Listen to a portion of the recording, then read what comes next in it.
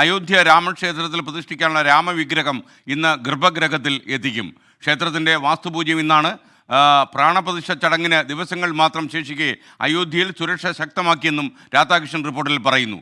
അയോധ്യയിൽ നിന്ന് രാധാകൃഷ്ണൻ തത്സമയം മോർണിംഗ് ഷോയിൽ വരികയാണ്. Radhakrishnan, good morning. അയോധ്യയിലെ ഒരു അന്തരീക്ഷം എങ്ങനെയാണിപ്പോൾ?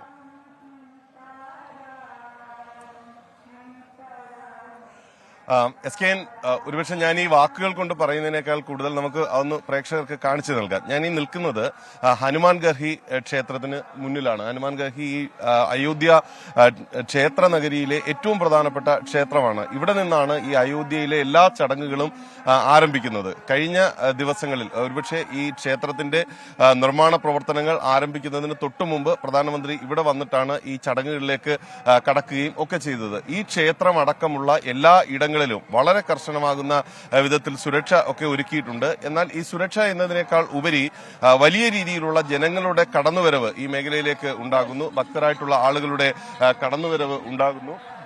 ഈ വലിയ തണുപ്പുണ്ട് ഇപ്പോൾ ഈ അയോധ്യ അടക്കമുള്ള സ്ഥലങ്ങളിൽ. ഇപ്പം ഈ സുരക്ഷയ്ക്ക് നിയോഗിച്ചിരിക്കുന്ന ഉദ്യോഗസ്ഥർ പോലും തീ കായുന്ന ദൃശ്യങ്ങളൊക്കെ നമുക്ക് കാണാനായിട്ട് സാധിക്കുന്നുണ്ട്. ഈ അങ്ങനെ കനത്ത തണുപ്പ് ഉണ്ട്. ആ തണുപ്പിനെ എല്ലാം അവഗണിച്ച് കൊണ്ടാണ് ഇവിടേക്ക് ആളുകൾ എത്തുന്നത്. ഈ നഗരിയെ മൊത്തം ഒരു നിറത്തിലാക്കി മാറ്റിക്കൊണ്ട് ഈ ക്ഷേത്ര നഗരത്തിന് വലിയ അലങ്കാരം നൽകുന്ന വിധത്തിൽ ഈ കെട്ടിടങ്ങളെല്ലാം പെയിന്റ് ചെയ്ത് ഒക്കെ മാറിയിരിക്കുന്ന ഒരു സാഹചര്യം ഒക്കെ നമുക്ക് കാണാനായിട്ട് സാധിക്കുന്നുണ്ട്. ഈ വീതികളുടെ ഇത്ര അധികം വീതിയൊന്നും ഇല്ലായിരുന്നു ഈ വഴികൾക്ക്. ഇതെല്ലാം ഇപ്പോൾ ഉണ്ടാക്കിയ ഒരു സാഹചര്യമാണ്. ഇവിടെ നിന്ന് ഏതാണ്ട് 1 കിലോമീറ്റർ കഷ്ടിച്ച് മാത്രമേ ഉള്ളൂ ഈ പുതിയ ക്ഷേത്രത്തിലേക്ക് ഉള്ളത്. ഇതുമായി ബന്ധപ്പെട്ടിട്ടുള്ള എല്ലാ വിധത്തിലുള്ള സുരക്ഷാ ക്രമീകരണങ്ങൾ അടക്കമുള്ളവയും തുടങ്ങുന്നത് ഇവിടെ നിന്നാണ്. നേരത്തെ SKN സൂചിപ്പിച്ചതുപോലെ ഇന്നലെ രാമവിഗ്രഹം അവിടേക്ക് എത്തിച്ചു.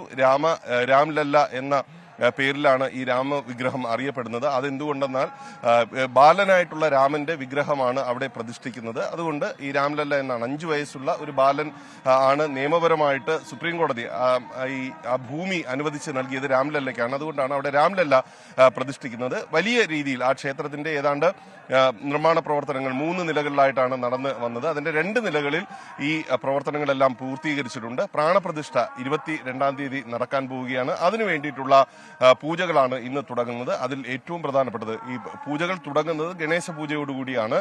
അതിൽ ഏറ്റവും പ്രധാനപ്പെട്ട ഇന്ന് നടക്കുന്ന പൂജ വാസ്തു പൂജയാണ്. ഈ വാസ്തു പൂജയ്ക്ക് ഏതാണ്ട് 1000-ലധികം സന്യാസി വര്യർ പങ്കെടുക്കും എന്നുള്ളതാണ് ഇപ്പോൾ നമുക്ക് അറിയാൻ സാധിച്ചിട്ടുള്ളത്. ഈ നഗരിയിലേക്ക് എല്ലാവിധത്തിലുള്ള സുരക്ഷാ ക്രമീകരണങ്ങൾ അടക്കമുള്ളവ ഒരുക്കിയ ഒരു പശ്ചാത്തലത്തിൽ അത് വിലയിരുത്താനായിട്ട് ഇന്ന് CRPFന്റെയും ഒപ്പം ഉത്തർപ്രദേശ് പോലീസിന്റെയും ഒരു യോഗം അടക്കം നടക്കുന്നുണ്ട്. പ്രധാനപ്പെട്ട ഉത്തർപ്രദേശ് മന്ത്രിസഭയിലെ യോഗി ആദിത്യനാഥ് മന്ത്രിസഭയിലെ പ്രധാനപ്പെട്ട മന്ത്രിമാരെല്ലാം ഇന്ന് അയോധ്യയിലുണ്ട്. അങ്ങനെ അയോധ്യ ഉദ്ഘാടനത്തിന് ദിവസങ്ങൾ മാത്രമുള്ളപ്പോൾ വലിയ തയ്യാറെടുപ്പുകൾ നടത്തുന്ന ഒരു സാഹചര്യമാണ് ഉള്ളത്. ഇതിന് ഒപ്പം തന്നെ രാഷ്ട്രീയമായിട്ടുള്ള വിവാദങ്ങളും ഈ അയോധ്യയിലെ ക്ഷേത്ര ഉദ്ഘാടനവുമായി ബന്ധപ്പെട്ട് നടക്കുന്നുണ്ട്. അതിൽ ഏറ്റവും പ്രധാനപ്പെട്ടത് ഈ കോൺഗ്രസിനുള്ളിൽ നടക്കുന്ന വിവാദങ്ങളൊക്കെയാണ്. കോൺഗ്രസിന്റെ ഉത്തർപ്രദേശ് ഘടകം 22-ാം തീയതി തന്നെ അവരുടെ ദേശീയ നേതൃത്വം പറയുന്നത് 22-ാം തീയതിയിലത്തെ ചടങ്ങ് ബഹിഷ്കരിക്കണം എന്നാണ്. പക്ഷേ ഉത്തർപ്രദേശിലെ നിർമ്മൽ ഖാത്രി ഉൾപ്പെടെയുള്ള നേതാക്കൾ, നിർമ്മൽ ഖാത്രി ഉത്തർപ്രദേശിലെ ഏറ്റവും തലയെടുപ്പുള്ള ഏറ്റവും മുതിർന്ന കോൺഗ്രസ് നേതാവാണ്. അദ്ദേഹമായിരുന്നു അയോധ്യ ഉൾപ്പെടുന്ന ഫൈസാബാദ് മണ്ഡലത്തിൽ കോൺഗ്രസിന്റെ MP ആയിട്ട് മുൻപ്